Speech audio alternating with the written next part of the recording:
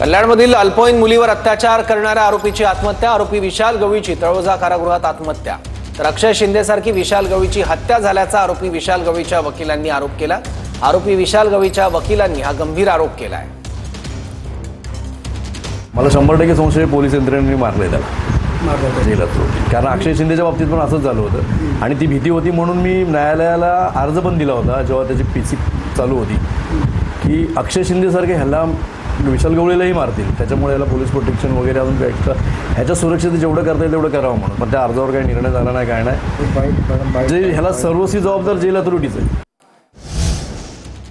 आरोपीला न्यायालयाकडून कठोर शिक्षा झाली पाहिजे होती असं पीडितेचे वकील नीरज कुमार यांनी म्हटलंय।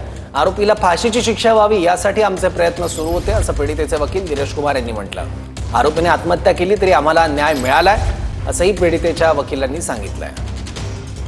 न्यायालयाच्या माध्यमातून किंवा कायदेशीर प्रक्रियेतून जर अशा आरोपींना या ठिकाणी शिक्षा झाली असती तर मला वाटतं अशा विकृत मानसिकतेची जी लोक आहेत त्यांच्यामध्ये कुठेतरी दहशत निर्माण झाली असती आणि असे कृत्य आपल्या या शहरात आणि आपल्या राज्यात थांबले असते।